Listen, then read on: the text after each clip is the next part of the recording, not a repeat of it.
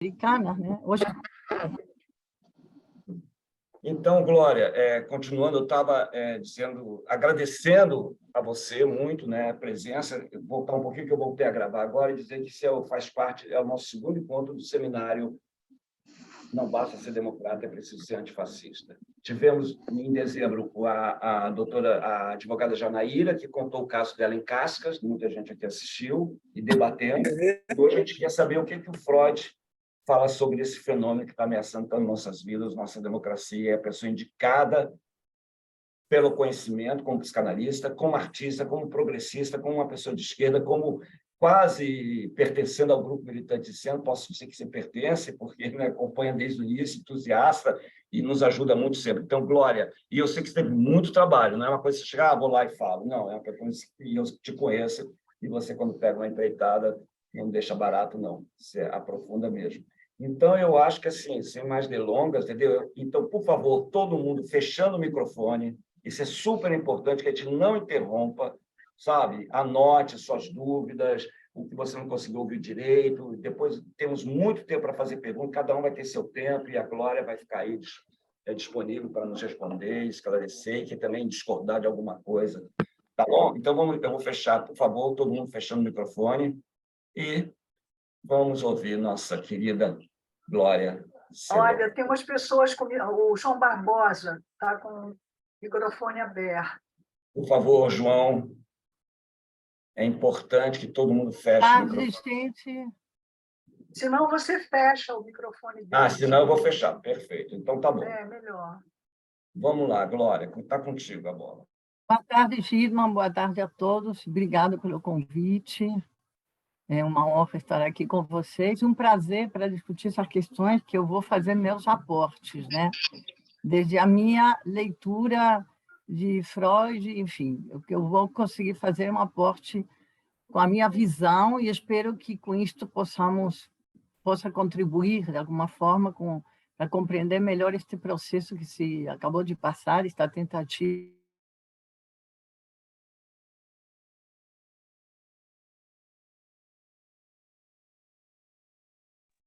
Bom,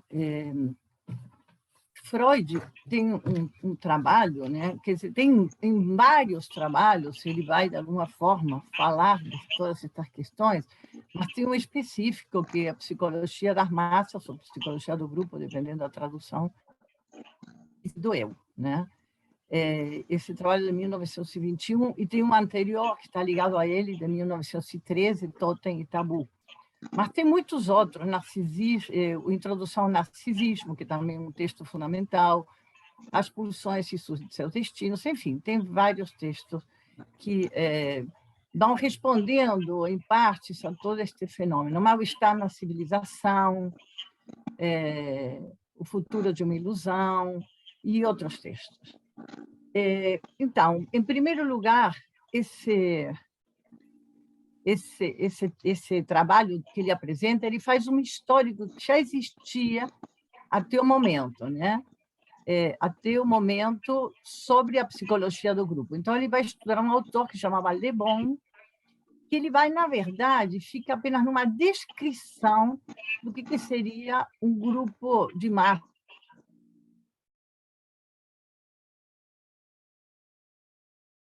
Que a gente vê uma horda guiada por um chefe, e que essa massa não tem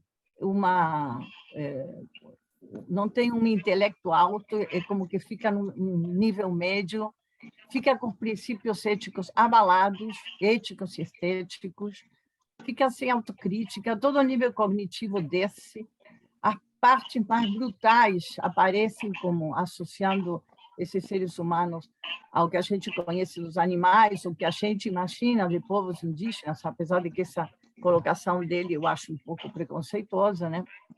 Mas, enfim. E aí ele vai, essa massa se torna completamente obediente a um chefe, né? A um líder, a um chefe, de uma forma subserviente. E a gente pode pensar aí no conceito da servidão voluntária, né? De Etienne Lavoisier, que já é bem anterior, em 1542, e que é utilizado também nesse sentido de explicar essa servidão voluntária que se dá desse grupo, dessa massa, para com esse chefe. Então, enfim, qualquer coisa depois a gente volta. Eu queria fazer, vamos dizer assim, uma passada rápida nas questões, e depois a gente se deteria um pouco mais com as questões de vocês, tá? Aí, quando o Freud vai tentar explicar, né, ele vai dizer que ele toma de Darwin uma ideia que pode servir para ele explicar como se dá essa massa e também como surge a civilização aí com uma elaboração própria dele, né? Ele vai dizer que toma de Darwin a ideia de que num passado remoto existia um macho muito poderoso, muito forte, e que esse macho dominava o resto dos seres humanos, tanto homens quanto mulheres, e, de certa forma, escravizava eles, tanto sexualmente quanto pelo trabalho, tudo, e gozava deles. Ele era um pai gozador, que ele fazia o que bem entendia, tanto em termos de sadismo, de maldade, de estupro, todas essas categorias, e essa massa vivia completamente subserviente desse pai, né? Mas ele se pergunta, mas como é que acontece um dia de essa massa se sair desse lugar, assim, filologicamente, e passar a ser uma civilização, um grupo civilizado? Aí ele vai dizer que um dia ele cria um mito, é um mito que Freud cria, esses irmãos, porque eram todos filhos desse pai, né? É um pai mítico, né? Como um Saturno, vamos dizer assim, né? E eles se juntam entre eles e se associam e resolvem devorar esse pai entre todos, e ao devorá-lo se produz uma situação de incorporar uma lei entre todos, tem que fazer um acordo para poder sobreviver, porque senão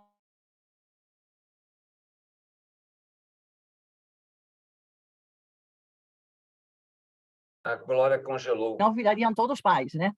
Então, do desejo, das pulsões que eles tinham reprimidas, e então eles vão ter que fazer um acordo com essas pulsões e vão levantar uma proibição, as duas proibições fundamentais, que são a proibição ao assassinato e ao incesto. E, a partir daí, esse grupo humano, ou tribo, né, ele se coloca essa proibição do assassinato e uma exogamia, né? Então, vamos dizer, pensando numa tribo, eles se proibiriam o assassinato dentro da tribo e uma exogamia, né? Essas duas proibições já, de alguma forma, produzem um mal-estar nesse grupo humano, nesses irmãos, e esse mal-estar se coloca de uma maneira intrapsíquica como um super-eu. Aquilo que o pai primordial, aquele pai despótico e gozador, proibia deles, proibia tudo, ele não tinha satisfação nenhuma, eles só eram objeto de um gozo, não eram sujeitos. Agora, vamos dizer assim, que eles seriam mais sujeitos e que estão tentando ter algum desejo, mas para isso eles tiveram que se aplicar os limites, fazer uma sociedade com acordos e com limites. Então, nessa sociedade, a vida de sociedade tem um mal-estar, e esses seres humanos são irmanados, né, por esses acordos. Aí Freud se faz a seguinte questão: mas quem foi primeiro na história, né? O grupo, né? O grupo ou o indivíduo? Ele diz, não podemos pensar um sem o outro, porque se a gente pensar que esse macho totêmico, esse macho gozador, esse macho despótico, é o que potencializa ou permite o surgimento desse grupo, dessa massa, né, obediente, né? E esse macho já tinha uma capacidade cognitiva, uma capacidade de vontade e de autonomia muito maior do que os outros, e por esse motivo que ele se coloca em cima dos outros, né? Então, aí já temos um surgimento do indivíduo que já não é massa apenas, né? Então, esse indivíduo surge ao mesmo tempo que o grupo, porque o grupo se instala ao mesmo tempo que esse indivíduo. Então, seria como essa questão do ovo e da galinha não tem. Segundo Freud, as duas coisas vão juntas. Enquanto isso, já os membros desse grupo, como é que eles eram? Eles eram membros, eram pessoas que estavam completamente supeditadas e com todas essas pulsões, que o Freud vai falar de pulsões de vida, ou pulsões sexuais ou eróticas, de um lado, e do outro lado vai falar de pulsões de morte, pulsões destrutivas, né? Sendo que as duas têm que andar juntas no ser humano e a gente sempre anda com conflito, justamente porque tem que dar conta dessas duas pulsões, né? Em alguns, por exemplo, para dar um exemplo, no assédio sexual ou no cortejo de um homem para com uma mulher, tem um lado de pulsões sexuais e de vida, mas também tem um lado de dominação, de violência, porque essa dominação, essa violência, mesmo sublimada, faz parte das outras pulsões. Então, elas caminham juntas. Uma pessoa que quer fazer um trabalho não vai somente botar um tesão encantador de pulsões de vida, também vai ter que botar uma capacidade de dominação sobre si próprio para poder focar nesse trabalho e não focar em outra coisa, quer dizer, se reprimir, por dizer assim, se recalcar certos desejos, certas pulsões, para poder chegar a esse fim. Então, o ser humano sempre está lidando com esse conflito entre as pulsões de vida e de morte, pulsões sexuais ou eróticas de vida e de morte destrutiva, de dominação, né? Então, o surgimento do ser individual e do indivíduo e do grupo vão ao mesmo tempo. Essa civilização, ela apresenta barreiras, proibições que não são apenas essas duas. Ela vai se organizando cada vez mais e vai criando todo um arcabouço legal, jurídico, enfim, de uma diferenciação de tarefas dentro dessa civilização.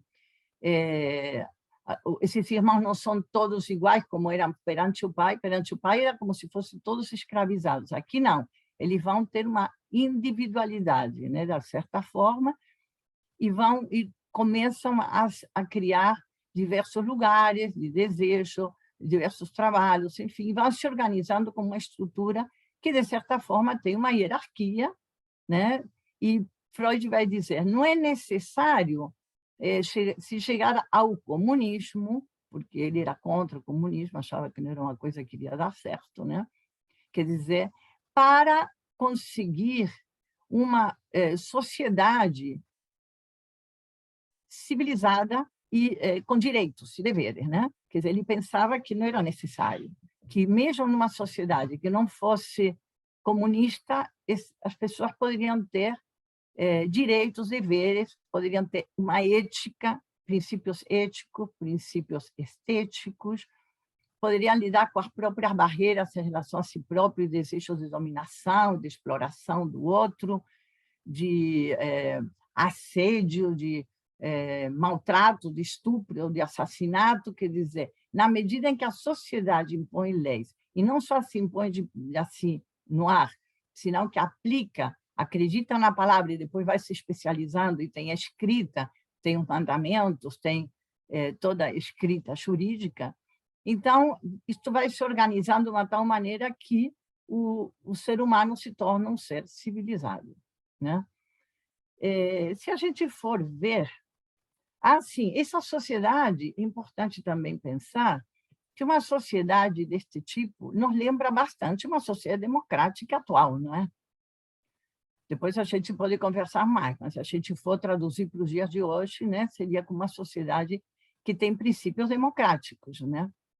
E as sociedades, de um modo geral, civilizadas, elas apresentam uma característica que a gente aqui no Brasil conhece muito bem, que é a das certas transgressões temporárias permitidas durante o ano. Quer dizer, existem em todas as sociedades, né? Mas, vamos dizer assim, que aqui no Brasil é bem claro, por exemplo, a função de um carnaval. O carnaval vai fazer o quê?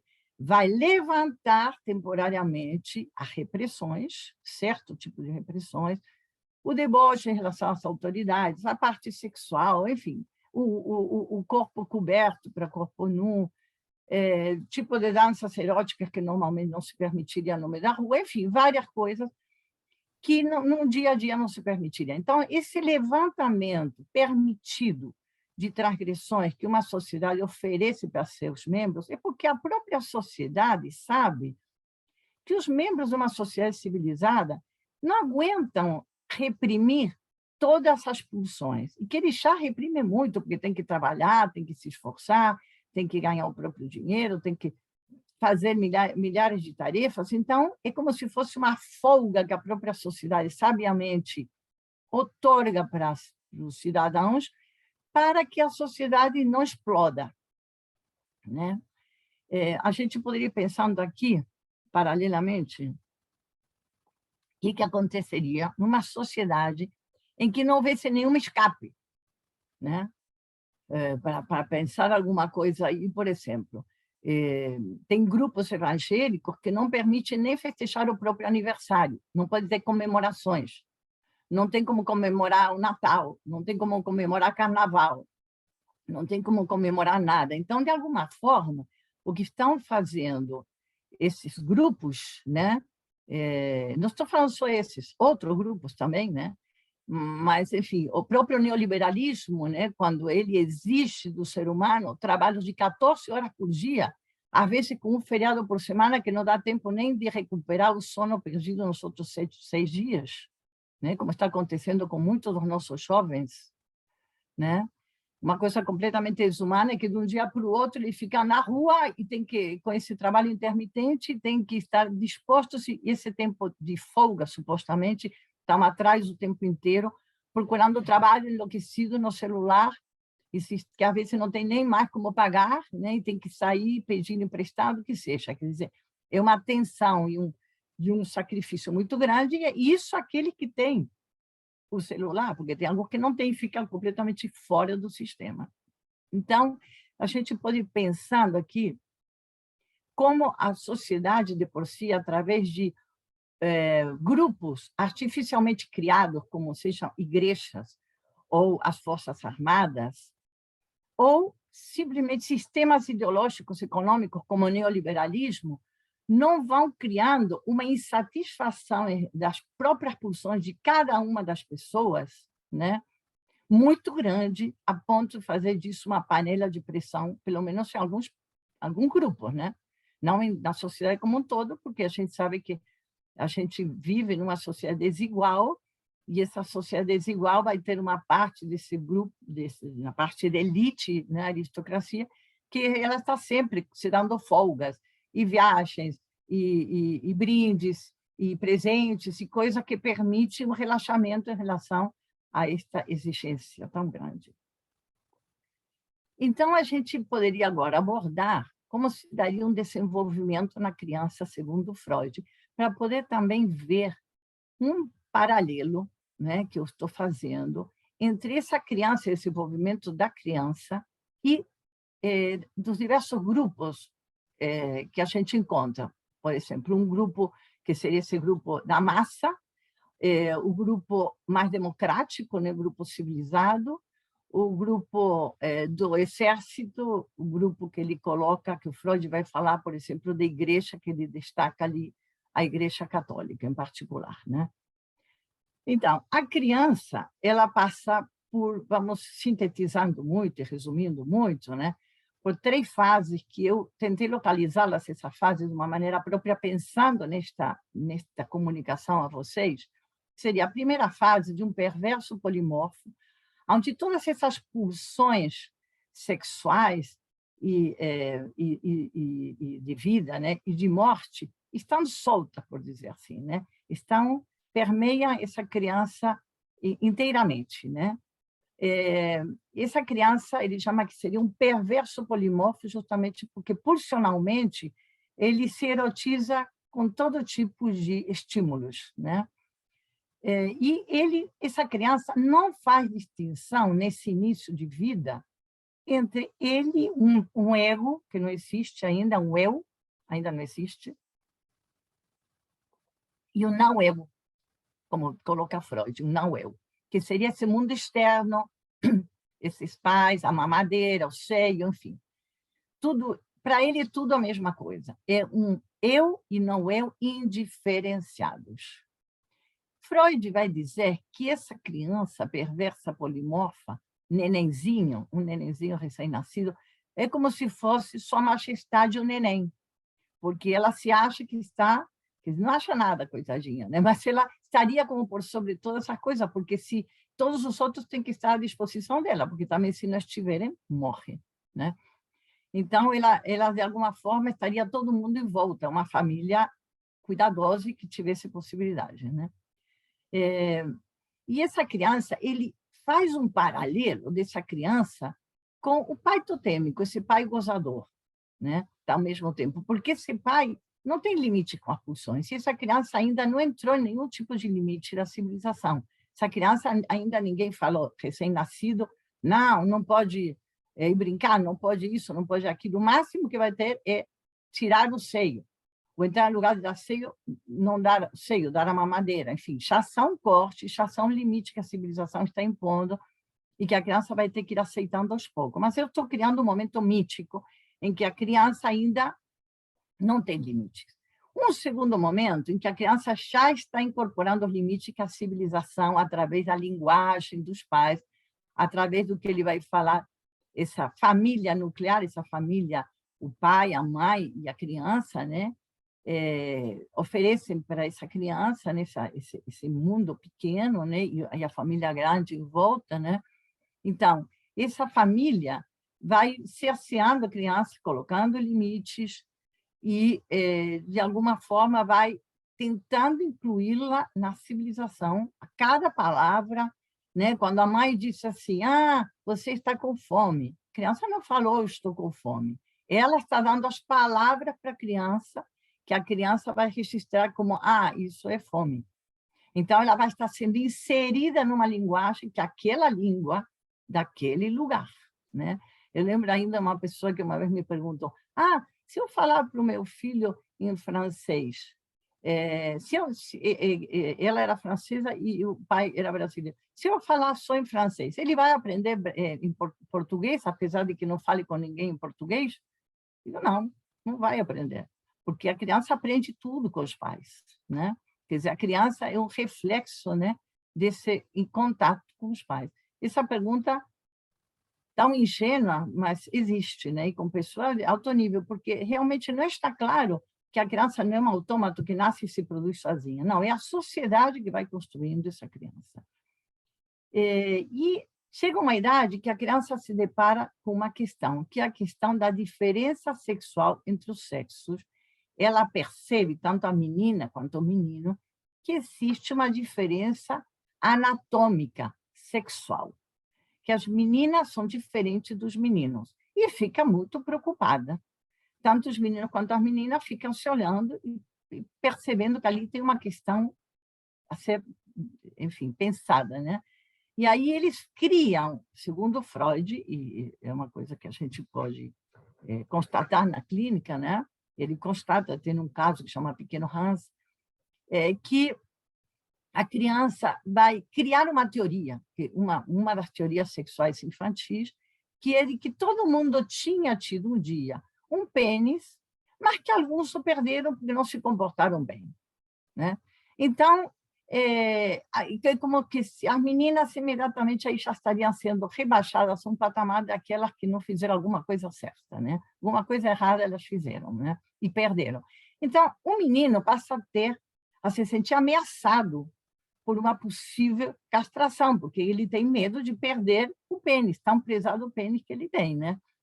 Então, e ao mesmo tempo, antigamente e ainda hoje, né? Muitas vezes os pais falavam, e até tem história de criança que dizem que ia perder o pênis se não se comportasse bem. Hoje em dia, já a conta didática é diferente, mas isso existia, né? Mas mesmo que não se diga, existe esse temor.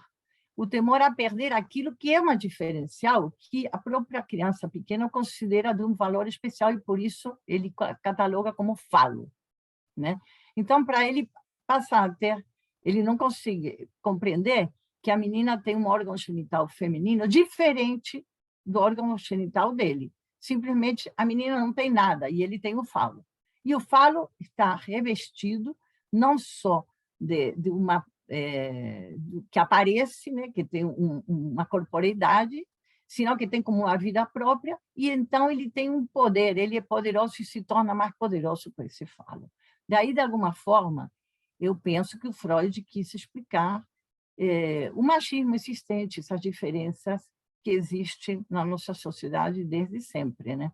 Porque a criança não tem, como naquela época, ainda ali não tem como distinguir certas coisas, não pode distinguir, vai aos poucos distinguindo entre o mundo interno e o mundo externo, né? Essa é uma das coisas que ele também não consegue distinguir na idade que ele tem a percepção da diferença anatômica sexual, né? Então, tudo isso é um processo pelo qual aí os pais intervêm, principalmente o pai como agente da castração, que é aquele que vai impor a lei à criança e inseri-lo na sociedade, segundo Freud, mas hoje já sabemos que, evidentemente, quem cria e quem põe os limites, né? Pode ser uma babá, pode ser a mãe, pode ser uma tia, enfim, que seja, né? Mas, evidentemente, o pai, por ele também possuir o tal falo, ele se reveste de um valor especial e isso também não podemos tirar essa importância e esse valor. Então, eu estou tentando também mostrar como, mesmo que estamos numa outra época e com toda a teoria LGBTQIA+, também certas coisas continuam tendo uma função e um valor, né? E chega um momento que, devido a essa ameaça que a criança sente, que percebe que, não, se você tocar seu piu-piu, então você não vai poder fazer isso, não vai poder fazer aquilo, enfim, não pode fazer isso, não pode. Aí tudo isso vai levando a que a criança, o menino, vá abdicando de se tocar e de associá-lo ao amor que ele tem com a mãe. O pai está tentando separar o menino da mãe, né? E a menina também da mãe, que naquele momento está colada. Bom, todos os dois passam por um processo, então, de repressão para poder entrar na civilização e o que Freud vai chamar a resolução do complexo de Édipo, que se dá de uma forma diferente para os meninos que para a menina. Mas, enfim, ambos têm que chegar a algum acordo consigo próprios de que eles não vão poder continuar com esse objeto de amor que seja a mãe ou o pai, para sempre, mas que eles vão ter que abrir mão. Mas, neste ponto, a sociedade, através desse agente, que é o pai, vai oferecer uma promessa pela qual eles também vão ter força, por dizer assim, de abrir mão desse objeto tão amado que é a mãe, né? Que deu tudo para eles, nesse momento, a pessoa que deu, enfim. E a promessa seria: você um dia vai ser como o papai, diz o menino, isto nos termos freudianos, né? E então você vai poder ter uma mulher como eu tenho a sua mãe, né? Vai ter outra mulher. Isto, assim, em termos bem heterossexuais, como ele coloca, né? Mas, evidentemente, vamos fazer ressalvas para todas as possibilidades infinitas que tem no ser humano. E para a menina, a mesma coisa, só que a menina é um processo mais complexo que eu não vou me deter aqui agora.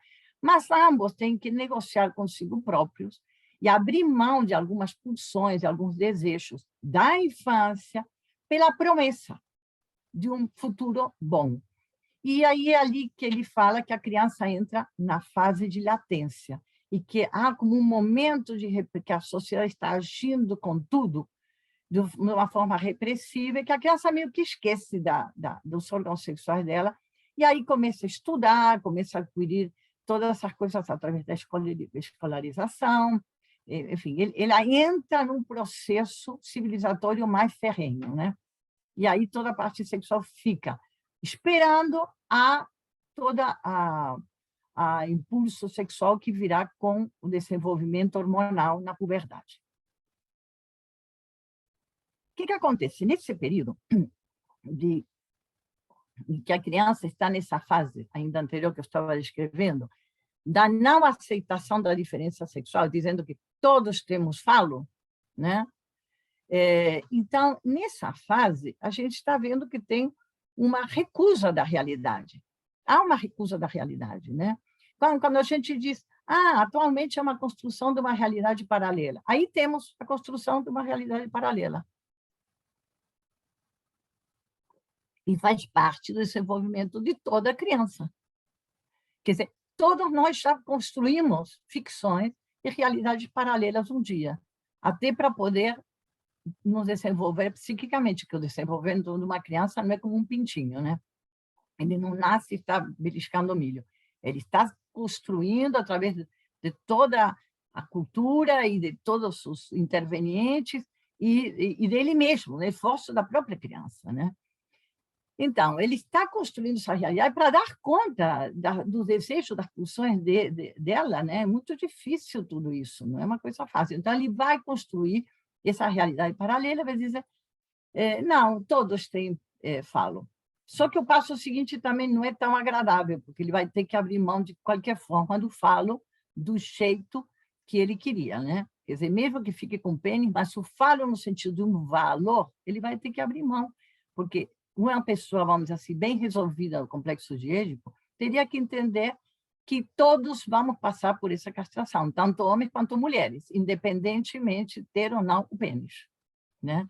É por isso que, digamos assim, todos nós vamos ter que sofrer uma falta, como vai dizer Lacan mais claramente, do falo, né? Então, isso é importante porque há essa fase, esse momento da construção de uma realidade paralela que também nos remete a esses nosso objeto de análise, que é essa massa, essa ordem que a gente viu em Brasília.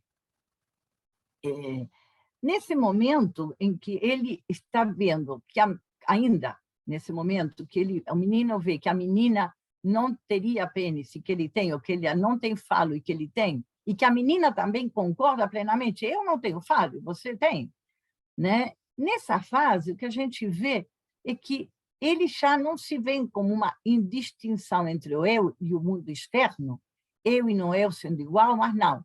Eu sou diferente de você. Eu tenho e você não tem. Ou então, eu não tenho e você tem. Então, já há uma discriminação do mundo interior e do mundo de fora, dessa realidade de fora, né? E há mais, há uma hierarquização. Quem tem, ele vai ter o valor de ter mais, e tanto o menino quanto a menina vão entender que ele tem mais, né? Eu tenho uma história engraçada da minha neta, que estava revoltada e queria carinho de todo mundo exageradamente e não deixava aqui, são gêmeos, que o menino se aproximasse de ninguém para dar carinho, só ela que podia ter carinho de todo mundo, até que os pais perguntaram, mas o que está vendo? Por que você faz isso? Você tem um irmão também. Ah, mas ele tem piu-piu e eu não tenho. Então, como ele tinha piu-piu, já tinha tudo, e ela tinha que compensar de alguma maneira, né? Então, está claro que também as meninas sofrem com isso, e que aí, nesse momento, essa distinção se dá de uma forma hierárquica. Isso é importante, porque nessa época também a criança vai construir outras teorias infantis de que as crianças, como ela não percebe aonde que estão os órgãos genitais, nem masculinos nem femininos, está muito claro, apesar de que o masculino ela vê, mas não entende muito bem a função do esperma, nem sabe nada disso, ela acha que as crianças se fazem pelo ânus. E só. Isso é a coisa que consigo entender. E aí Freud vai dizer que existe uma equivalência inconsciente que fica para sempre, de certa forma, no ser humano, e aí que, de novo, podemos entender coisas que vão servir para a compreensão das massas, né? Uma equivalência entre as fezes, uma equivalência entre as fezes, o neném recém-nascido, né? Entre o dinheiro, né? Então, assim, essas três coisas, que se agora qual é a outra, elas são equivalentes no inconsciente da criança e do adulto, ficam, de alguma maneira, como para depois elas terem um outro tipo de funcionamento, né? E aplicação na realidade. Por que eu dizia isso? Por exemplo, sim, por exemplo, uma obra de arte também poderia ser equivalente a adquiriria esse tipo de valor, né? Só um minutinho, que estou aqui meio pensando qual era o passo que eu estava querendo explicar. A criança, então, ela faz essas equivalências e, de alguma forma, dá um valor especial por exemplo, ao dinheiro, como deu um dia ao neném, né? Como deu um dia a essa teoria, uma realidade paralela também, né? Assim, por exemplo, no neoliberalismo ou no capitalismo, a gente vê como o dinheiro adquire um valor especial e seria equivalente ao falo. Todas elas seriam equivalentes ao falo. Então, o dinheiro tem um valor fálico para o ser humano, devido a essas equivalências inconscientes. Então, queria chegar a isso, porque é importante, até quando a gente pensa nesse sujeito evacuando, né, em cima de uma obra de arte, ou pelo menos fazendo o gesto, né, uma maneira dele pôr por terra toda a civilização, né, no sentido de não valorizar nada, né, e nas obras de arte da civilização, nas coisas sublimatórias que a civilização se propõe a fazer, os princípios éticos, estéticos, os princípios éticos e estéticos incluem também a higiene, incluem a organização, a distribuição de tarefas, e a produção de obras de arte, a produção de maquinária de todo tipo, né? O Freud vai falar depois de grupos artificiais como exército e igreja católica, para compará-los de alguma forma com essa formação de massa. E a gente diria também com a democracia ou com esse sistema civilizado, né? Então, ele vai dizer que esses grupos artificiais eles funcionam, de alguma maneira, tomando alguns recursos também desse grupo de massa, né? Dessa formação de massa.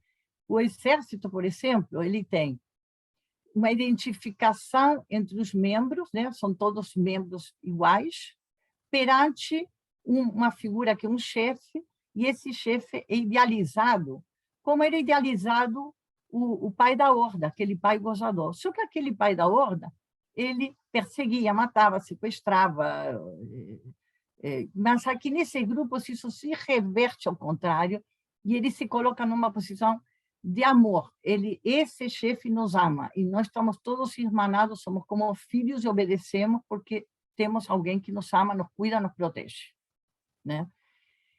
Na igreja, ele vai dizer que o grupo produzido pela Igreja Católica, que é a única que ele descreve aqui, se propõe a dar a fazer exigências éticas muito maiores, porque ele diz que existe que o cristão ele não apenas ame o chefe e que o tome como um ideal, mas que também ele se coloque no lugar do chefe, do Cristo, no caso, né? Se coloque no lugar dele e ame a todos os irmãos como se fosse o próprio Cristo.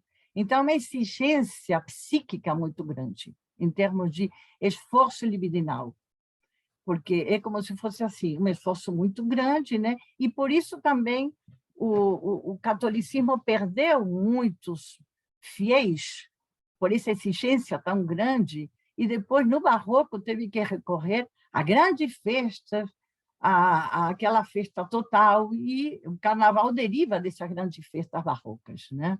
Justamente porque era necessário dar uma folga, aquilo que eu chamava antes de uma transgressão permitida, né? Para deixar mais folga para os fiéis.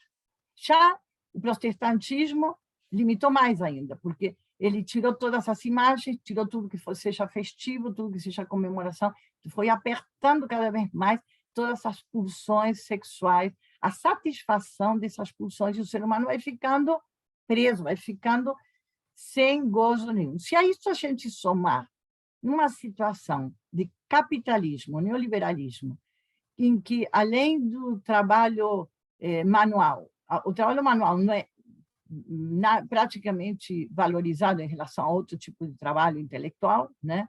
Então, não é que numa sociedade não tenha que ter distribuição de trabalhos, tem que ter, mas por que o trabalho manual tem que ser tão desvalorizado em relação ao trabalho intelectual? Isso é uma questão que o Marx questionava, né? E que, de fato, é muito cruel. Isto vai criando uma injustiça tão grande dentro da sociedade, desde os primeiros tempos do capitalismo, que vai criando uma pressão muito grande. E aí, sim, as pessoas ou se revoltam ou então ficam dominadas, como se deu na ordem primordial. Quais eram as condições na ordem primordial que a gente estava vendo? Um pai que tinha vontade própria, que tinha muito conhecimento, que era fascinante de alguma maneira, né, que dominava, mas também uma horda que estava muito por debaixo em termos de conhecimento, de desenvolvimento intelectual, e também muito reprimida e sacrificada pelo próprio pai. Quer dizer, o pai, de alguma maneira, forma essa massa. E a gente pode dizer que, hoje em dia, esse pai poderia ser, eu estou dando essa ideia, esse pai gozador, esse pai maltratador, esse pai dessa horda fascista, né, seria o neoliberalismo, um sistema que existe tanto das pessoas de trabalho, em termos de trabalho, que dá tão pouco, ou dá quase nada, né? Que não dá saúde, o que aconteceu agora com Yanomamis, né? Não deu nada mesmo, né? E as pessoas morreram, né? Então, isso vai criando toda uma situação de servidão voluntária, né? Que eles cada vez vão se tornando mais servos, mais... e comecei, ele é enorme, ele é um Deus, ele sabe tudo e ele fica lá embaixo. Então, o sistema, vamos dizer que mesmo que no Brasil exista a democracia, já faz um bom tempo, né? Muitos anos, há uma hipocrisia, porque a injustiça está aí. A injustiça em termos de alimentação, em termos de educação, em termos de saúde, em termos de trabalho, em termos de qualidade de vida, de transporte, de tudo. E também nisso que eu estava falando, dessa possibilidade de pôr para fora, né? Cotidianamente. Bom, tem o carnaval, mas fora o carnaval, no dia a dia, é muito sacrifício e cria condições de seres humanos completamente submetidos e prestes a serem submetidos por qualquer um que passar. E aí, vamos dizer assim, que o Bolsonaro não acontece por acaso, porque eu acho que o Bolsonaro acontece porque já estava preparada a sociedade num sistema, assim, ovo da serpente, né? Um sistema já pré-fascista que permite que se instale mesmo uma coisa mais fascista que, por sorte, demos freio com essas eleições, com esse nosso trabalho, né? Mas que poderia ter caído e que agora, com a tentativa de golpe, quase caímos, né? Num sistema em que o eu e o outro não apenas são diferentes, o eu e não eu. Esse não eu tem que ser aniquilado, ele é diferente, ele está por baixo de mim, aí vem aquela coisa da misoginia, da xenofobia, da homofobia, da transfobia, da aporofobia, da meritocracia, enfim, da supremacia branca, etc. e tal. Tudo isso faz com que um desnível muito grande, e aqueles que estão por baixo, então, eles estão completamente submetidos, se sentindo que não tem nenhuma ferramenta. E, claro, que tem os espertinhos do momento, que são pequenos Bolsonaros sem potencial, que são aqueles que pagam, que financiam e que organizam também, né? Evidentemente que isso não se faz com uma pessoa só, né?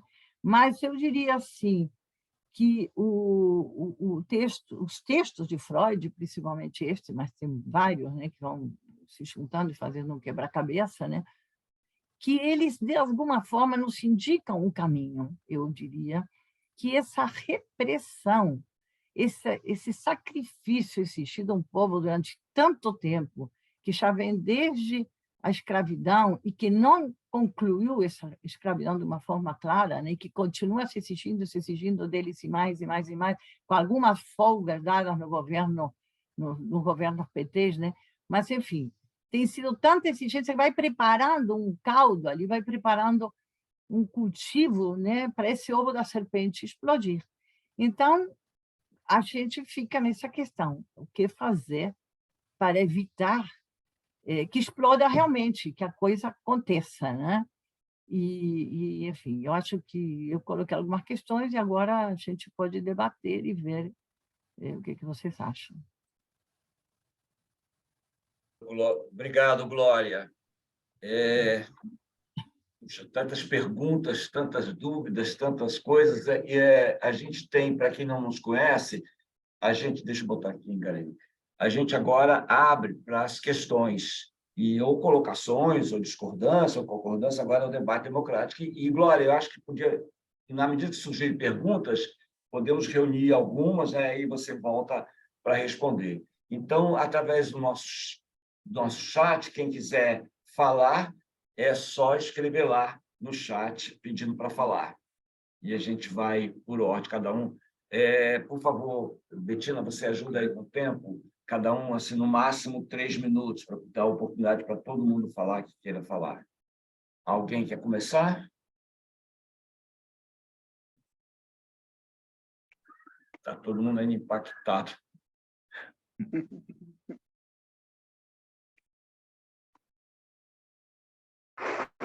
Posso falar? Então tá bom. Vai, Norma. E Oi. depois a Maria Luísa. É interessante que essa sociedade falocêntrica supervaloriza... Estão me ouvindo bem? Estamos. Glória. Isso, ela supervaloriza, né? O falo, desde o bebezinho, quando nasce, você vê que beijam, a gente chama pinta, né? Beijam a pintinha do bebê, mas da menina há um tabu, há um esconde, vira a caverna chamada, né? Vira uma coisa assim que não pode ser tocada e nem valorizada, porque é lógico que ninguém deve tocar no órgão genital nem do menino nem da menina, mas você pode perceber isso, né? Que como é supervalorizado na fala, no gesto, no beijo, no machinho que vai pegar a menininha.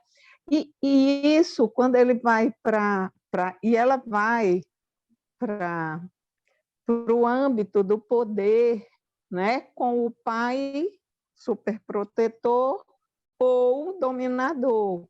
E é muito, muito forte. Sempre colocando as pessoas no nível de subordinação, né? No nível de subordinação, principalmente as mulheres, e a gente percebe isso no âmbito do poder, seja ele qual for. E aí eu lembrei de como a Regina Navarro Lins, que ela é psicanalista também, e ela escreveu o livro A Cama na Varanda, vocês devem conhecer. Aí ela coloca que quando o patriarcado surge, né, ela até cita a mitologia grega no âmbito das religiões, né?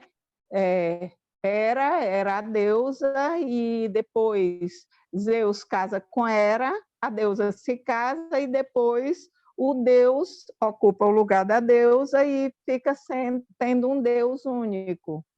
E também, depois, o mito de Adão e Eva, em que Eva passa a ser a cria de uma costela do Adão, e a cobra, a serpente, que era símbolo de fertilidade, passa a ser símbolo de maldade, de pecado. De uma série de coisas. Então, o Adão ingênuo, bobo, foi enganado pela mulher que foi astuta. Então, ela traz isso, né? Norma, até 3 o momento já. Se você puder concluir, depois se inscrever de novo. Desculpa aí. Tá bom? Desculpa aí. Mas, assim, é como a sociedade falocêntrica ela se constrói, e no âmbito do poder fica esse nível de dominação como que natural, né? Como que natural para ir se reproduzindo, né? Você pode até comentar alguma coisa, Glória, depois. Obrigada. Obrigado, Norma. Obrigada. A Maria Luísa gostaria de falar? Maria Luísa, cadê você? Não Gostaria, sim, estou aqui. Que bom. Tudo bem, Boa Maria tarde, Luísa? tudo bem. É um prazer estar aqui. Boa tarde a todos e todas. Glória, primeiro agradecer imenso essa exposição cuidada, trabalhada, um tema dificílimo, não é? Que você conseguiu fazer um resumo, fazer uma sistematização de professor experiente mesmo. Muito obrigada, né, por esse seu tempo. Eu tenho duas perguntas. A primeira, existe algum registro que o Freud passou pelo Hobbes? Fica essa pergunta, tá? E a segunda é a seguinte, aí é uma questão que sempre me ocorreu, né? Essa diferenciação anatômica, né?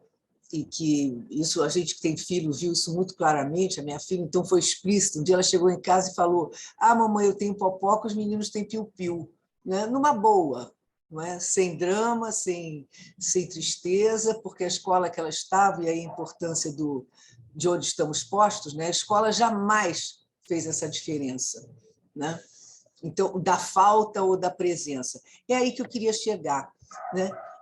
Por que o Freud, não sei se existem estudos sobre isso, né? Se não souber, também não tem importância especular, né? Por que o Freud não considerou um excesso, não é? Em relação ao falos, não é? E sim uma falta da mulher em relação a ele? O que é? Foi aquela formação burguesa do Freud, ele também não, porque no patriarcado tudo bem, mas ele, como um homem de pensamento, não é? Ele podia extrapolar isso, ele podia inverter essa leitura, né? Dizer, não, olha aqui, vocês estão exagerando. O que acontece é que a gente tem um excesso aí, e esse excesso fica claro de como a gente exerce o patriarcalismo, né? Quer dizer, é uma coisa excessiva, né? Então, não é um problema, as mulheres não têm falta, os homens é que têm excesso. Isso são reflexões que eu faço, não é a minha área de estudo específica, né? Mas eu sempre pensei, isso sempre me causou assim, e aí eu fui procurar em algumas mulheres, né, da psicanálise, isso não é questionado. Bom, tudo bem, eu queria só fazer esse ensaio com você, e agora eu queria um esclarecimento. Eu estava relendo os aspectos do drama contemporâneo do Jung, que não é o meu xodó, mas como eu estudo nazifascismo há muitos anos, eu sempre passo por isso. E ele fala da selva originária do inconsciente. Eu queria entender um pouquinho melhor isso. Claro, eu sei porque ele está falando, mas como esse negócio de inconsciente, para mim, né, que não sou do ramo mesmo, é muito, muito obscuro, então eu queria essa selva originária do inconsciente, que aí ficaria tudo explicado. Obrigada, Glória, muito obrigada mesmo. Está sendo uma aula para mim. Obrigada. Obrigada, A Maria. vocês. Eu acho Glória. bom responder essas duas questões, se você concordar, Gidman. Tudo bem, tudo bem. Tá? Só para Porque eu avisar acho que depois que o Manuel quer fazer uma pergunta e o Paulo César também. Ok. Eu acho que essas duas questões são meio que... E o Sérgio. Okay. Sim, Então, Glória. a Norma perguntou por que eu falo valorizado na sociedade falocêntrica, né?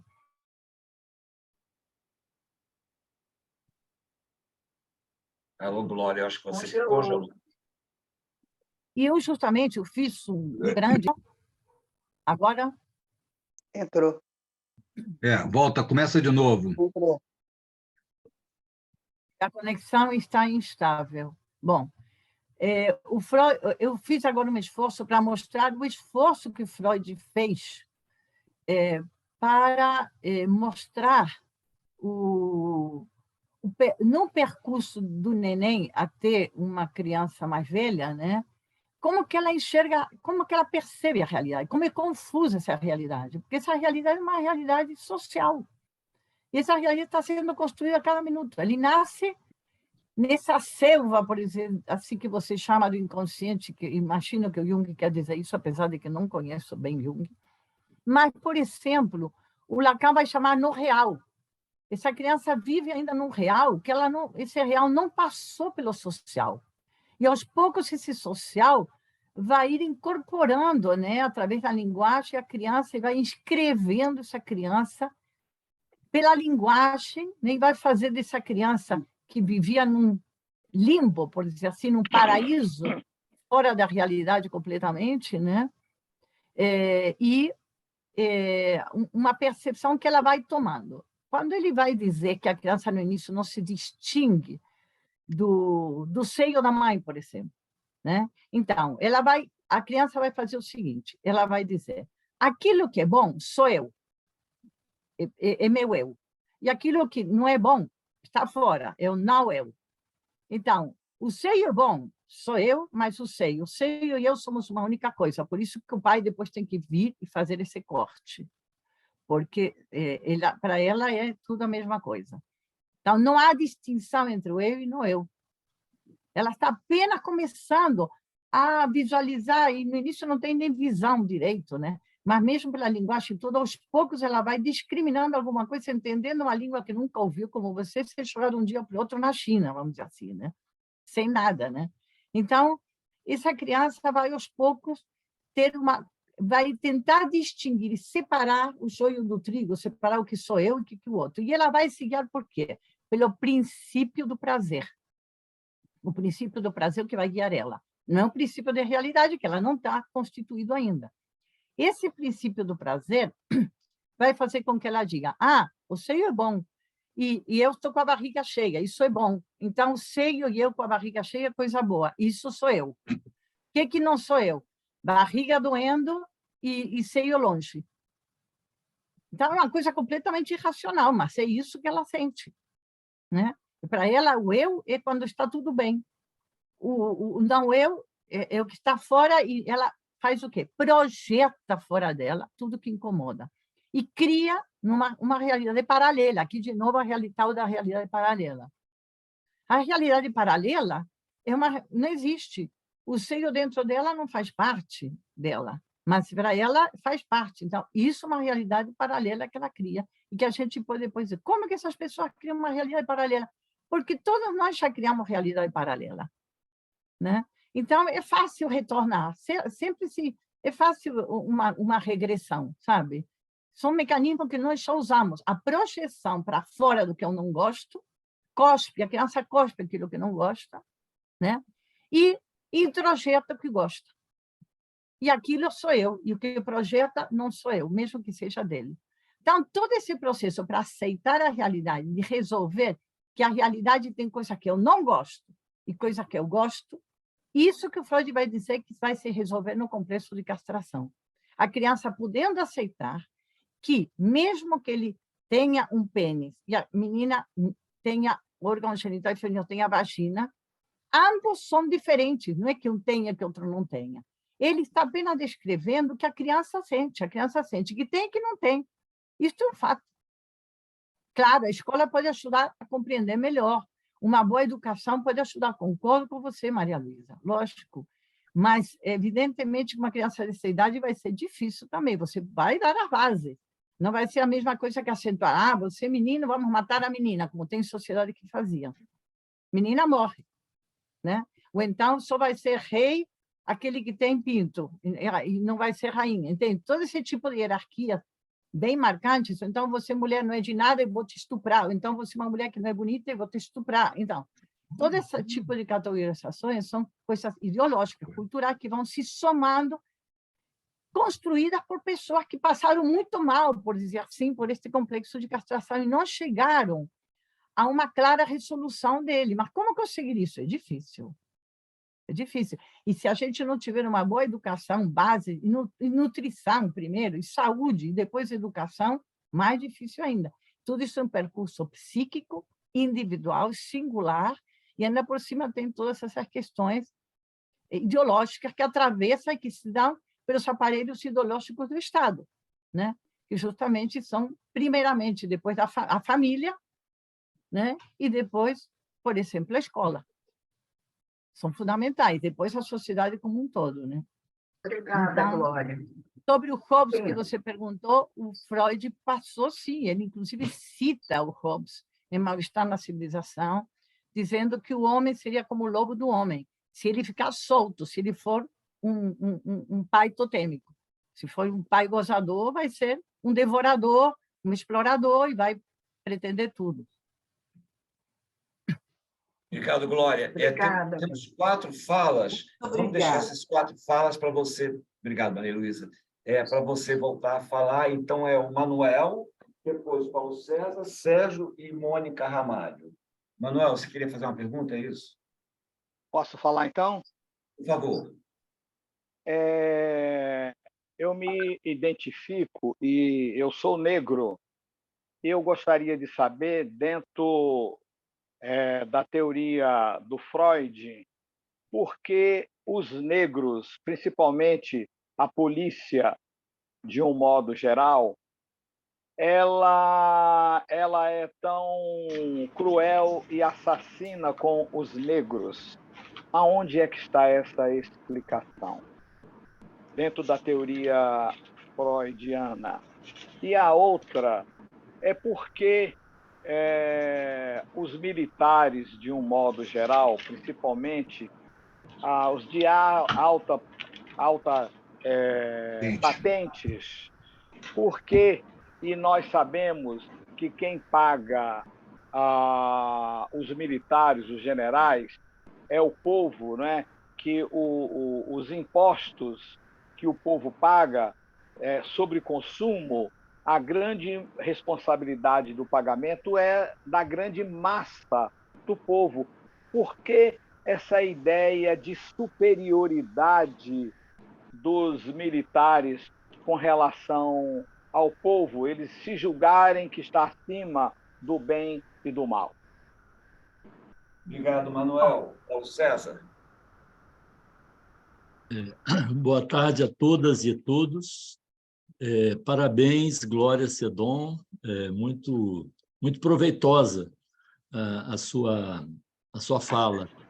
E o tema me sugere a importância de, além da gente se informar sobre o que está acontecendo, da gente juntar teoria e prática, ou seja, a gente ir atrás de textos que nos permitam compreender melhor a complexidade dessas relações entre o que está acontecendo na economia, na política, na psique, né?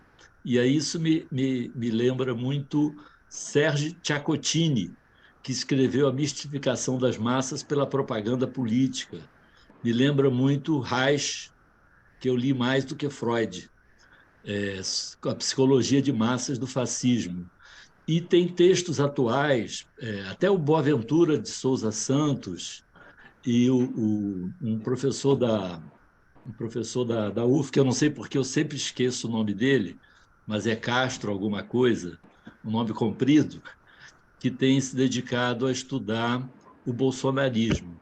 Então, você nos traz muito a leitura mais profunda de Freud, e é muito importante que a gente possa contar com você para a gente refletir sobre os textos básicos, fundamentais, para a gente entender um pouco melhor como compreender a cabeça dos bolsonaristas, sabendo que é uma diversidade muito grande entre aqueles que a gente poderia dizer até que seriam os ideólogos, como Olavo de Carvalho, que o diabo o mantenha e o maltrate bastante, e aqueles que são apenas seguidores e que têm um discurso para nós muito irracional, mas que tem uma certa lógica, se a gente buscar entender, né, a partir das suas leituras de Freud, e a gente juntando também com Reich, Ciaccottini e outros mais.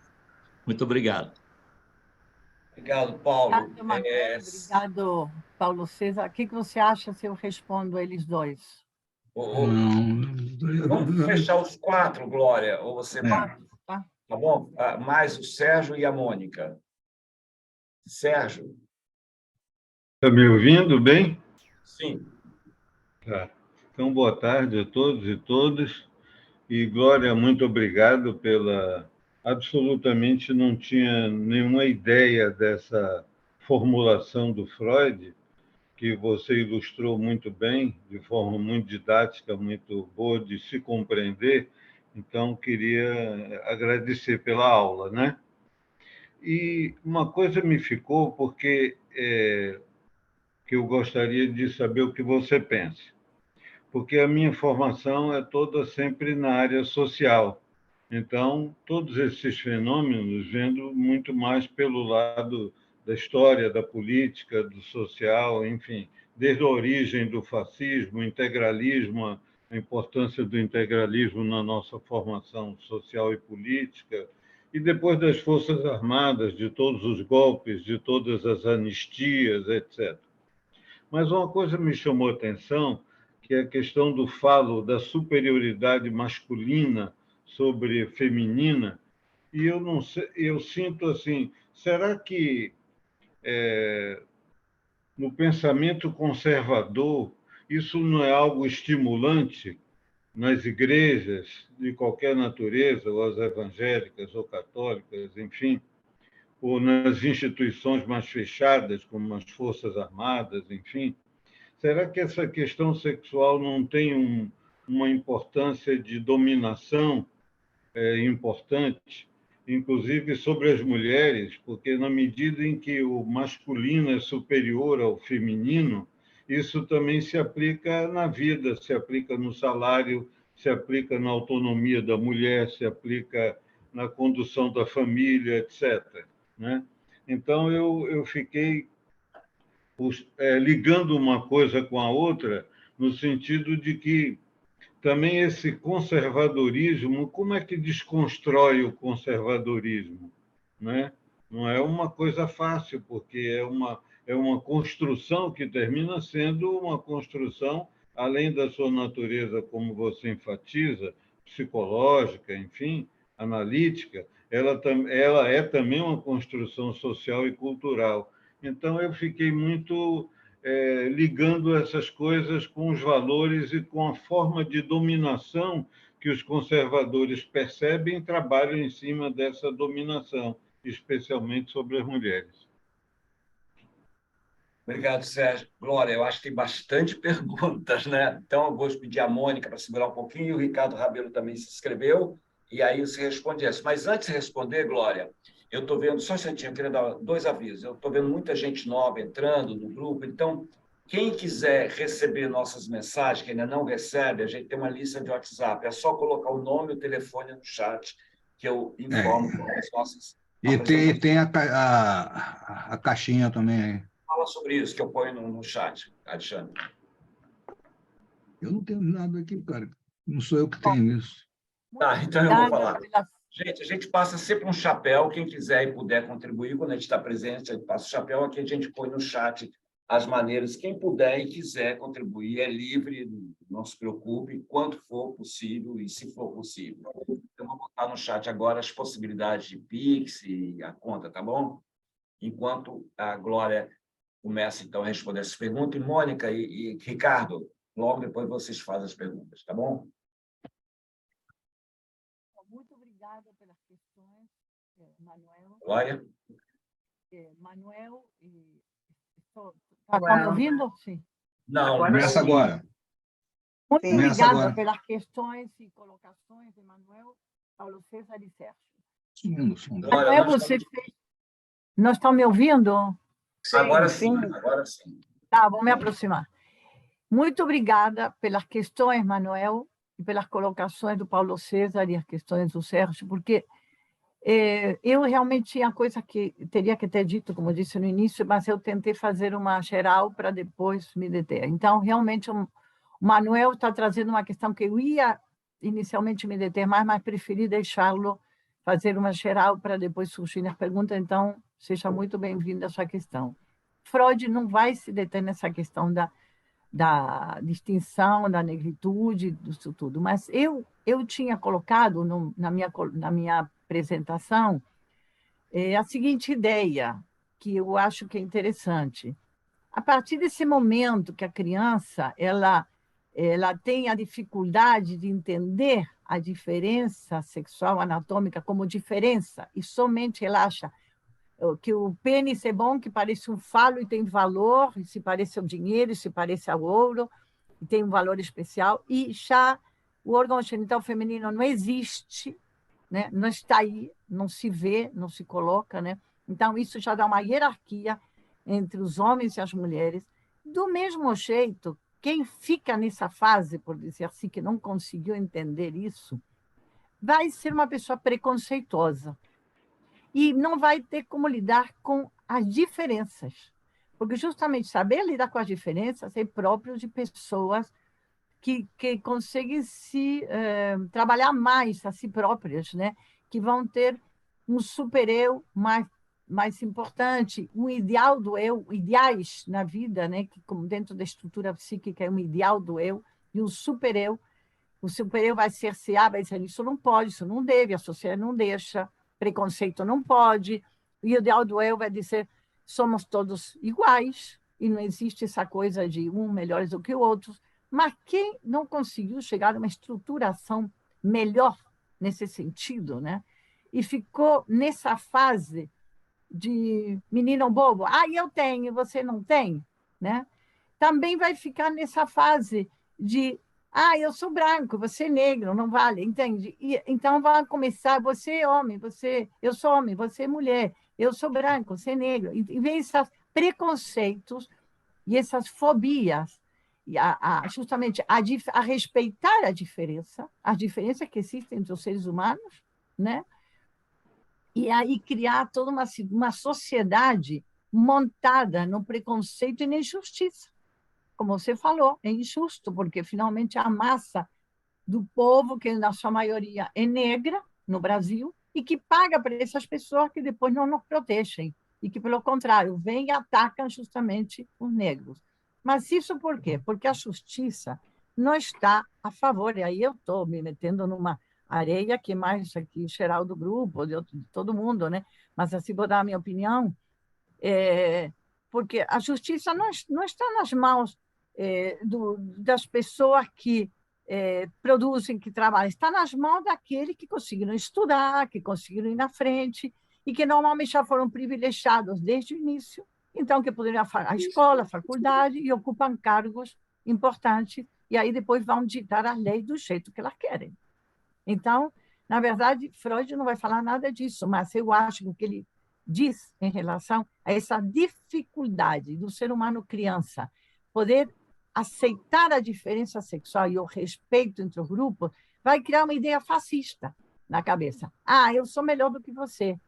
Não só porque eu sou homem, porque eu sou branco, porque eu tenho dinheiro, porque eu sou heterossexual. Então, existe toda uma meritocracia nesse sentido, uma supremacia, que é a que manda nessas sociedades neoliberais que a gente vive hoje, infelizmente, e que estão no planeta inteiro, né? Então, a gente tem justamente trabalhado para trazer políticas públicas que deem possibilidade àquelas pessoas que estão sem ter esses direitos, né?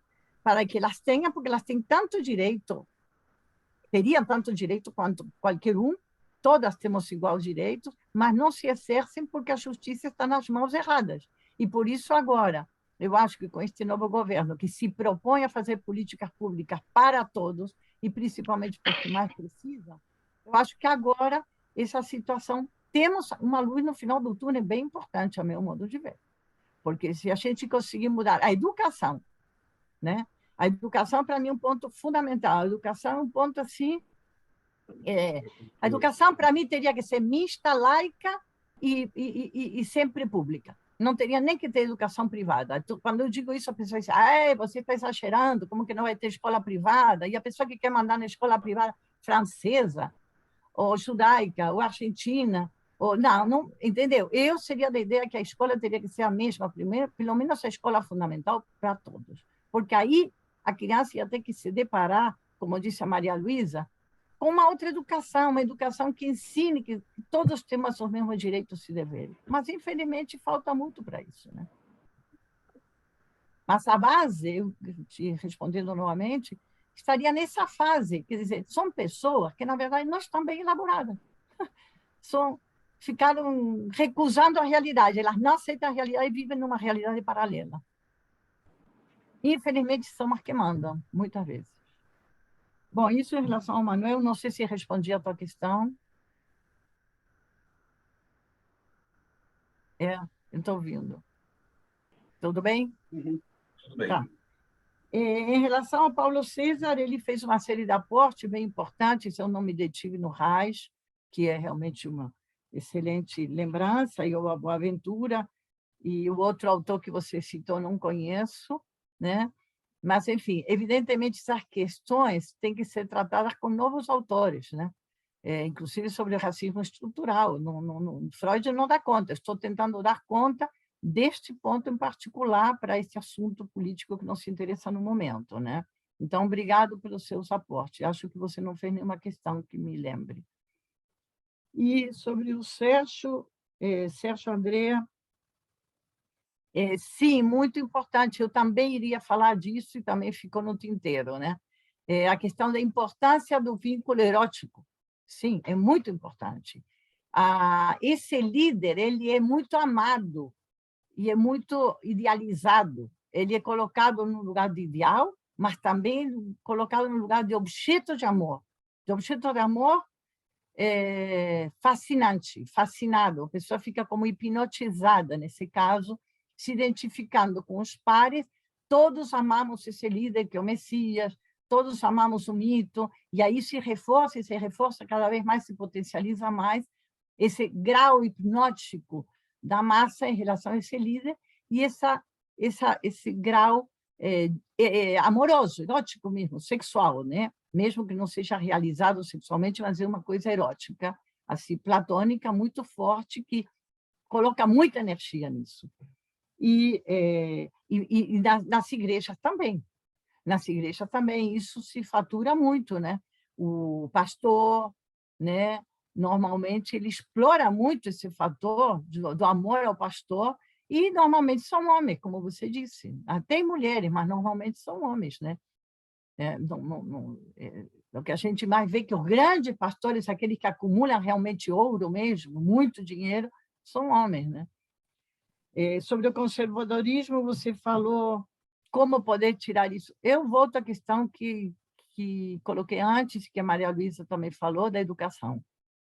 Eu esperaria do governo Lula uma educação pública de primeiríssimo nível, que atendesse a todos por igual. E as escolas privadas, impostos bem caros, cotas bem caras, enfim, para as pessoas desistirem do modo geral. Ficaria ainda uma elite, né?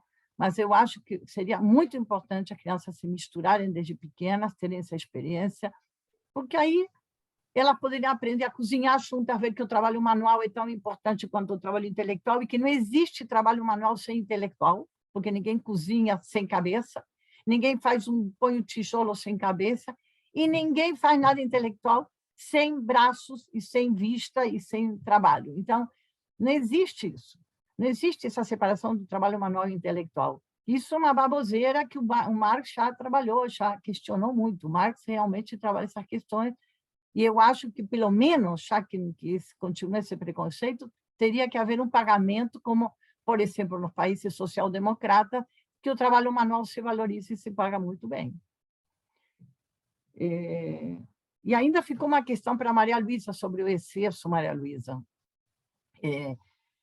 O Freud vai falar disso, não coloca como excesso, mas vai dizer que a mulher, como ela não tem a possibilidade, o medo de perder o falo, né? Não tem medo de perder nada, então ela é mais livre, ela é mais solta, a ética dela é mais leve, a ética dela é mais amoral, por dizer assim, para a época dele, né?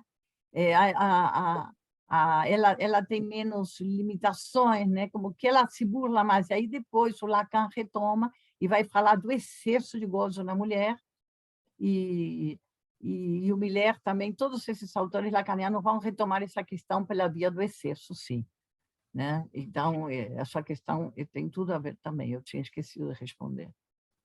Então, é isso. Não sei se ficou alguma questão aí para responder. Acho que não. Obrigado, Glória. Obrigadíssimo. Obrigado. Temos 3 pessoas, e depois a gente encerra com a sua fala, porque, né, avançado da hora, né, que é o Ricardo Rabelo, Mônica Ramalho e Alexandre Lambert. Conhece? Ricardo? Eu coloquei meu nome, desculpa. Desculpe, Regina. Então, e depois da Mônica, vai você, então, Regina, desculpe. Ricardo? Regina, eu agora, né? Tudo bem. Parabenizar a Glória pela exposição, acho que foi brilhante, porque acho que a explicação dela está melhor do que a do Freud, né? Porque a do Freud tem algumas nuances meio psicológicas, né? E ela conseguiu fazer a ponte com a realidade social e tal. Eu também gostaria de perguntar, é mais uma perplexidade, né? Porque você tem essa questão do princípio do prazer, né? E que no capitalismo, me parece que se você pegar a evolução do capitalismo, no início você tem a burguesia e o proletariado, quer dizer, sempre a burguesia vai estar mais no princípio do prazer do que o proletariado, né? Mas no início do capitalismo essas distâncias não eram tão grandes, né? Hoje você tem essa coisa, excrescência dos bilionários ou trilionários, sei lá, e fica muito claro pela exposição na internet, nas redes, tem até esse negócio do culto da opulência, né?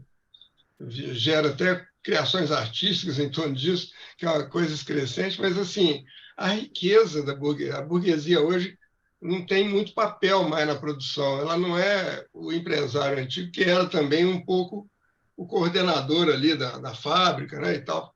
Quer dizer, a burguesia hoje ela vive no prazer absoluto, né? Miami, Côte d'Azur, roupas caras, tudo caro, né? Carro, etc. E o proletariado, cada vez mais, o que você tem no mundo hoje? É miséria, é fome, é desemprego, e mesmo o operário que está empregado, você pegar a mais nova versão do operariado, que é o uberizado, né? Quer dizer, ele trabalha 14 horas, não ganha quase nada, né? Alguns têm que ficar na rua para poder não gastar muito com transporte, para poder no dia seguinte estar de novo no lugar de trabalho. Tem um despotismo total das plataformas e tal.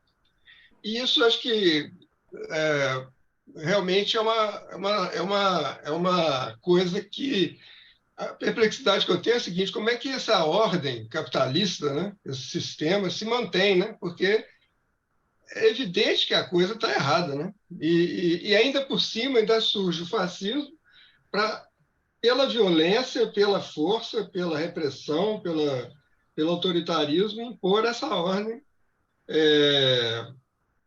sobre as pessoas, né? Quer dizer, e que tem desenvolvido o fascismo aí através dos métodos democráticos, que estão sendo eleitos, né? Quer dizer, é uma coisa que inverte um pouco uma racionalidade que poderia haver no sistema, né? Então, a minha pergunta é essa: como é que, dentro desse raciocínio do Freud, porque na democracia, nessa ideia de democracia, que todos os direitos são respeitados, uma certa utopia democrática, né? Esconde um pouco esse problema, né? Quer dizer, no fundo, de um lado você tem os Sicupira e Jorge Lehmann, não sei o quê, e são bilionários que pegam, ainda roubam de todo mundo, escondem o roubo, né? Durante algum tempo, mas depois revelam e ficam assim mesmo. E, de outro lado, o trabalhador completamente sem nenhuma perspectiva, né? Não é só o trabalhador, a classe média, todos Ricardo, por favor, conclui a sua pergunta. Já concluí. Já concluiu? Já. Tá bom, obrigada. Obrigado, Ricardo. Mônica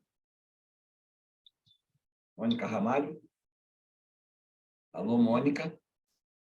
Oi, boa tarde, gente. Saudade de todo mundo.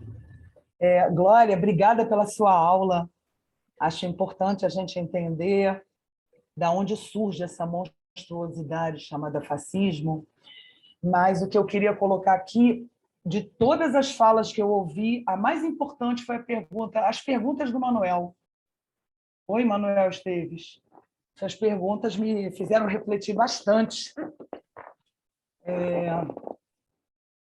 Porque eu sou mãe de um ex-militar que ficou 6 anos no Exército pela única razão de que o salário dele era bom, mas ele ficou 6 anos ali enlouquecendo com a coisa do Exército, até que ele não aguentou mais e abandonou, se desligou ano passado. E se você olhar a história desse país, desde o final da monarquia, que a gente está na mão dos militares, né? Isso mudou, é claro, a história vai mudando tudo, mas continuamos na mão dos militares a tal ponto que o único presidente da história do Brasil que veio da classe operária teve que entregar um ministério lá para um general. Né? Enfim, me fez refletir muito suas perguntas, Manuel.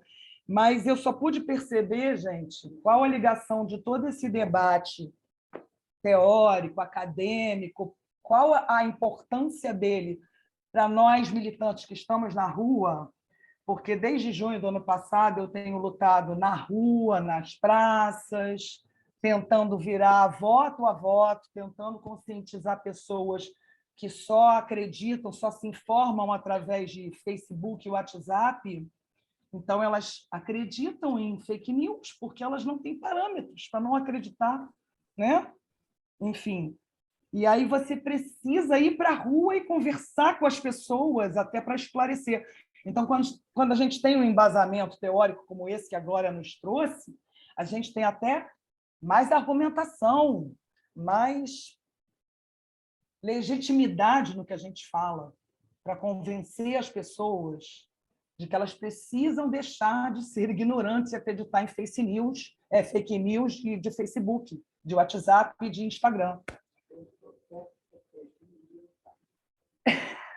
Minha mãe está aqui dizendo, não esqueça que você é filha de militar, só que meu pai era um militar comunista, que foi exilado, é uma outra história, não vem ao caso.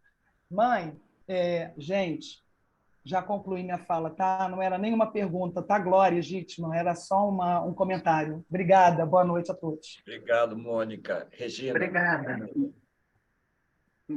Bom, eu não podia sair sem cumprimentar a Glória. Eu estou tendo esse fim de semana uma overdose de Glória Sedon. Ontem eu fui à fábrica Bering, vi o que ela e Alexandre e outras pessoas estavam expondo.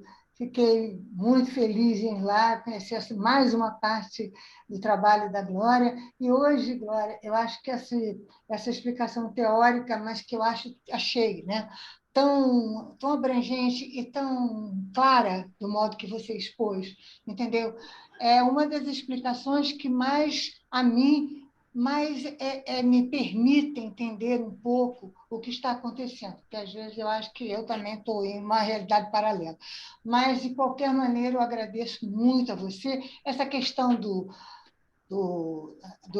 intelecto e das coisas manuais, manufaturadas, eu vejo desde, quer dizer, você fala desde Freud, mas eu convivi Freud muito... não, Marx. Marx, desculpa. Eu convivi com uma psicanalista na época da Argentina, que tinha um grupo muito atuante, em que se falava, nos anos 70, sobre essa disparidade de valores, né?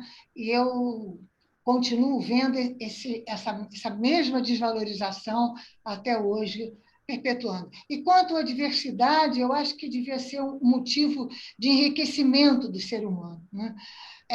Diversidade em legumes, em frutas, em cores, e é um problema para nós, né? É uma coisa que nos faz entrar em guerra, entrar em lutas, entrar em disputas. Então, eu queria te agradecer mais uma vez por essa exposição tão clara, tão cheia de argumentações tranquilas para uma pessoa leiga entender, tá? E cada vez mais eu gosto de você e do seu trabalho. Um beijo, obrigada. Alexandre Lambert? Abre o microfone. Boa noite. Abraço a todos aí, que a gente não se via há um bom tempo, desde o ano passado, né? Umas coisas. O sistema capitalista mesmo, principalmente agora nessa fase atual do neoliberalismo, ele vai se alimentar e vai exatamente isso que não interessa a democracia para ele. O neoliberalismo, na verdade, a democracia é um empecilho, a democracia atrapalha o neoliberalismo.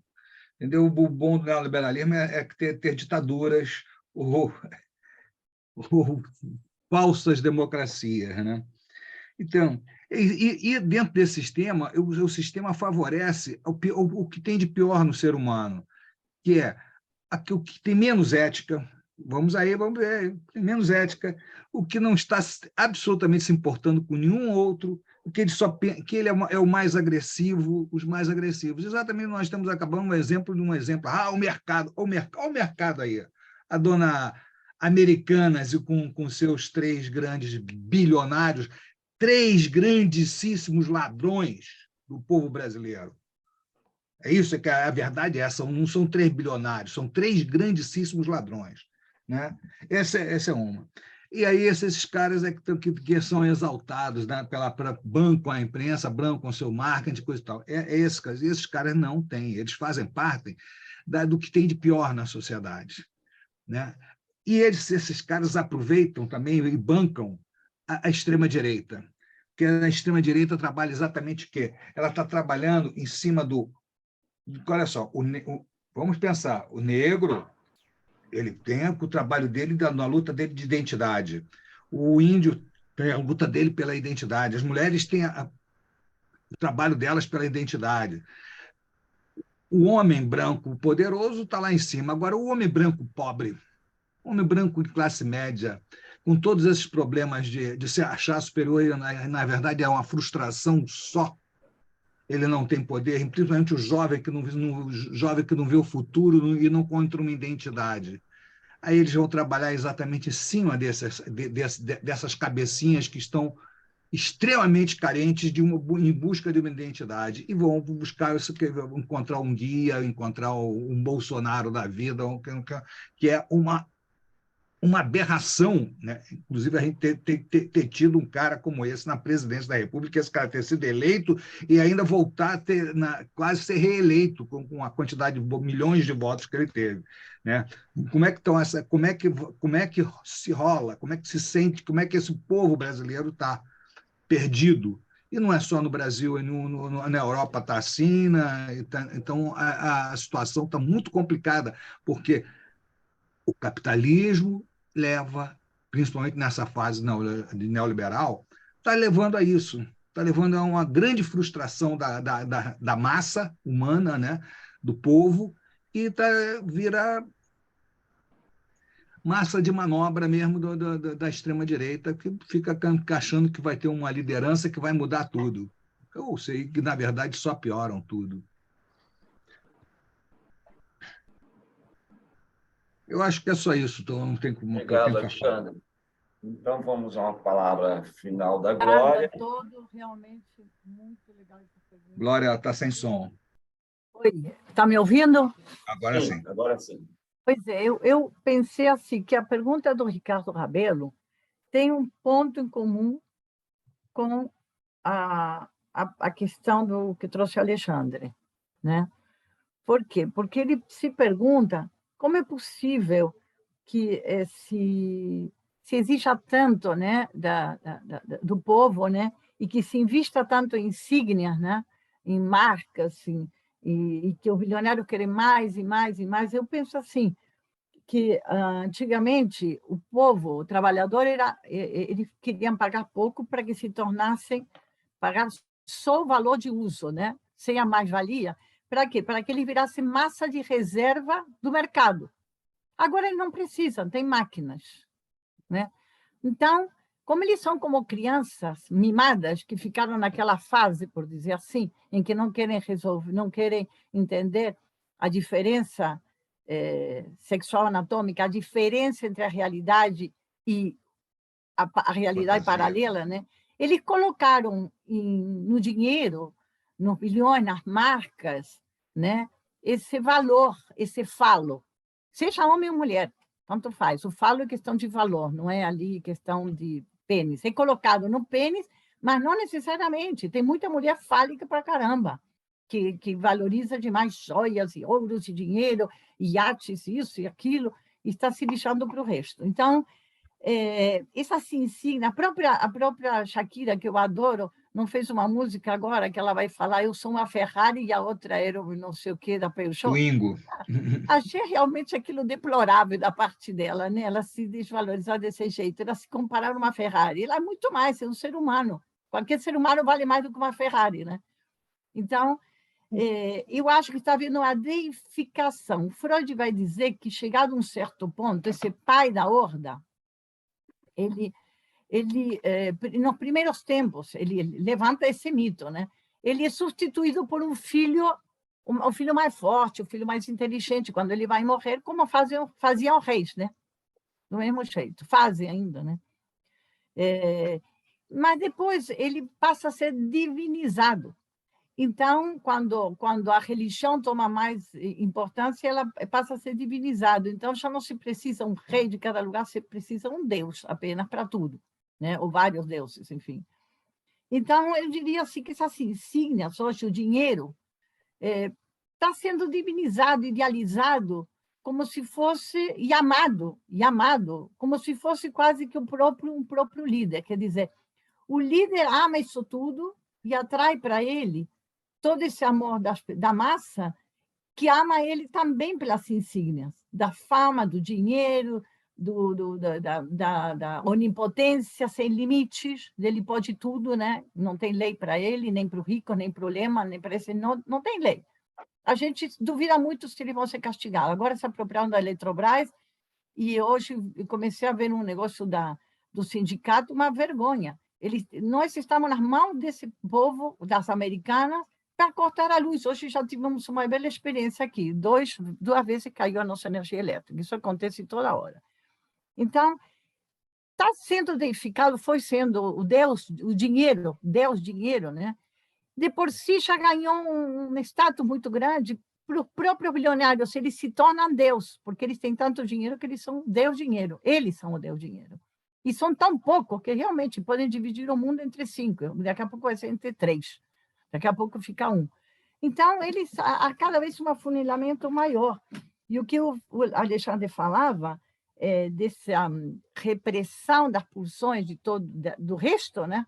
E do pouca realização pelo princípio do prazer, do prazer, dos desejos, etc., aumenta mais a capacidade, o potencial deles se submeterem e acreditarem nesse que tem dinheiro. Por isso, esses pastores, não adianta você denunciar por um evangélico fechado. Mas esse pastor está riquíssimo, comprou uma casa de ouro em São Paulo, não sei o quê, em Miami, e você está dando o seu dinheirinho que teria que dar defomeado, que teria que dar para o seu filho, para ele. Não, justamente, quanto mais dinheiro esse pastor tiver, mais valorizado vai ser e mais a pessoa vai se sacrificar por ele. Então, a gente precisa investir, a meu modo de ver, em educação. Educação para todos. Mas isso que é uma revolução, que eu não sei se o Lula vai conseguir fazer. Porque eu duvido muito que a classe média abra mão, não estou falando nem da oligarquia, que essa não vai abrir mão. Mas se você botar um absurdo a mensalidade escolar privada aos seus impostos, a classe média vai ter que abrir mão. A elite, não. Mas eu duvido muito que a classe média não se revolte contra Lula se ele fizer uma coisa dessa. Então, aí também temos uma autocrítica a gente fazer, né? Se a gente também não diviniza muito, não identifica muito esse status, sabe? Porque muitos dos nossos filhos hoje estão indo a escolas compradas pelo senhor Lehmann. Ele comprou todas as escolas inteligentes e alternativas do Rio. Escola Parque, como chama a outra? Sapereira. Sapereira, inventou a Eleva, que já passou para outro. Todas essas melhores foram compradas por ele. Então, estão comprando os intelectuais, os políticos. Quantos políticos que não se colocaram agora de esquerda não são da Fundação Lehmann? Estão comprando a cabeça, estão comprando os nossos filhos para criar líderes iguais a eles. Para quê? Entendeu?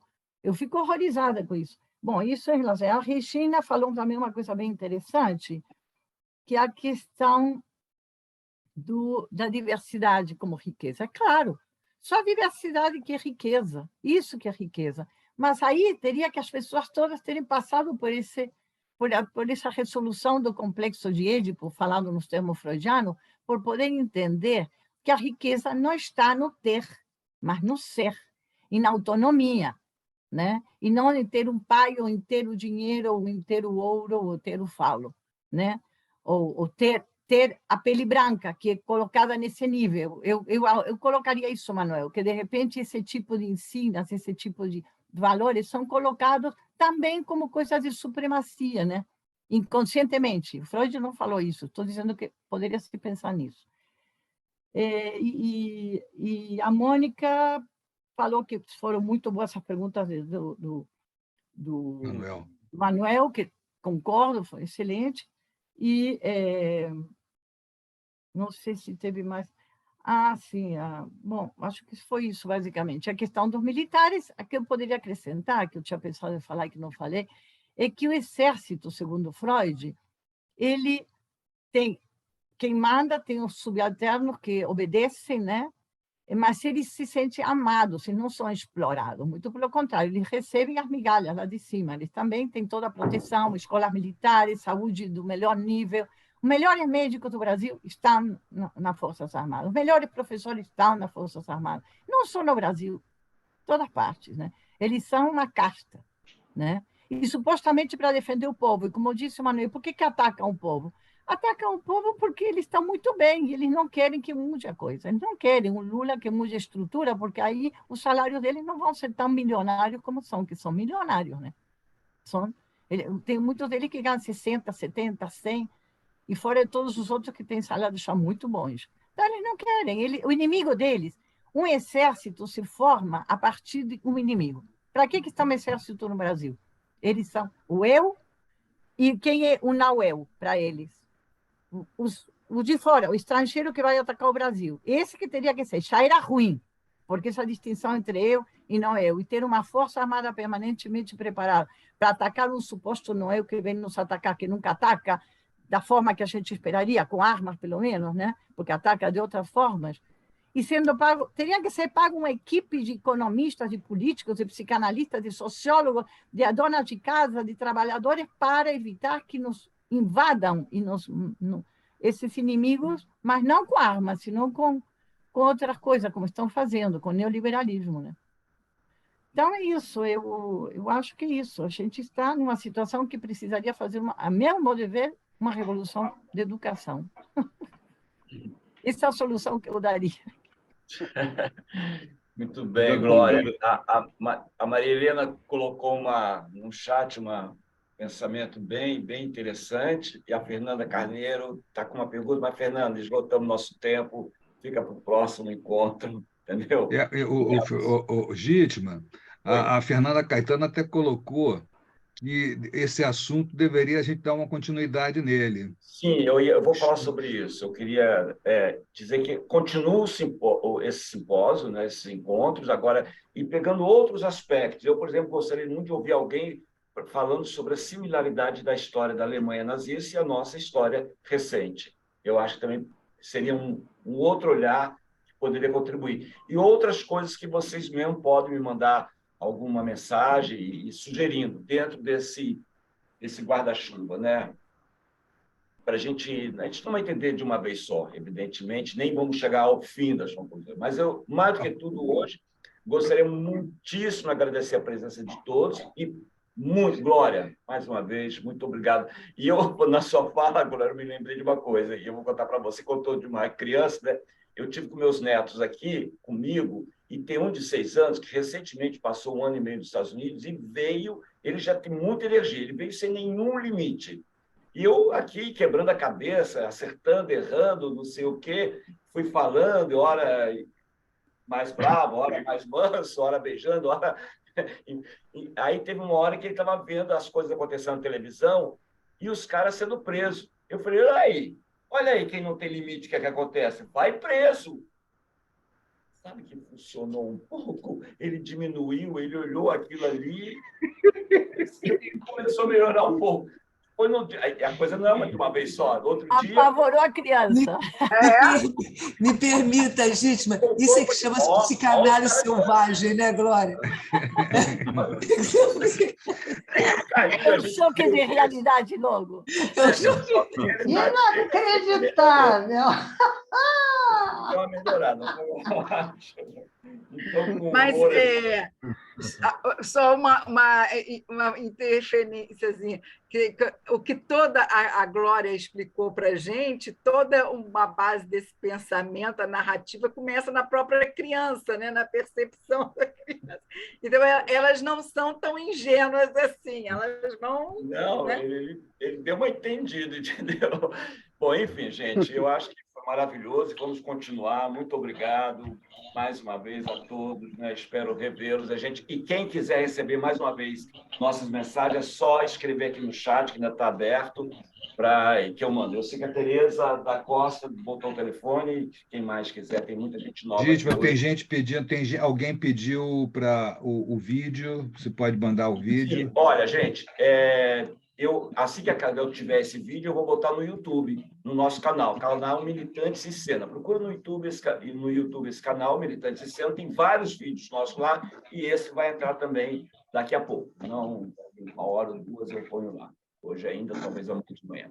Tá bom? É isso, Obrigada, gente. Gina, pelo convite. Obrigada, militantes, e boa noite para todos. Muito obrigada pela Boa noite, Glória. Obrigada, Glória. Vamos transformar isso num trabalho Beijo, presencial, uma peça, e tem umas ideias aí, um processo. Daqui a pouco a gente fala para vocês. Vamos lá, tudo isso. Obrigada a todos. Boa noite, gente. Boa noite. Bem anistia. Boa noite. Boa noite. Boa noite. Boa noite. Sem anistia. Hélia. Boa noite. Boa noite a todos. Gítimo, é só o nome e o telefone noite, que todo precisa? Eu botei aí. O nome e o telefone. Que acabo recebendo. É o WhatsApp. Você já recebe, né, Maria Helena? Não, eu não recebo, eu recebo por você que acaba me mandando. Isso, mas é que parece que é individual meu, mas é um grupo, é uma linha de transmissão, e cada um recebe individualmente. Tá bom. Muito bem, então eu vou encerrar essa transmissão, né? E o chopinho? Vai ter chopinho? Isso, vou abrir o chopinho. Quem não sabe, a gente faz o que a gente chama de chopinho depois e bate um papo. Aí fala mal de vocês. Mentira. Vou me retirar. Não. A Glória está convidada. Glória está convidada. Maria Elisa, você é Maria Elisa do Canadá? Você está sem som? A sobrinha da Cláudia? Não sei. Oi, Fanny, tudo bem? Oi, tudo bem? Obrigado, Fanny. Vou fechar a transmissão. Tchau, tchau. Beijos. Tchau. Tchau, Ricardo.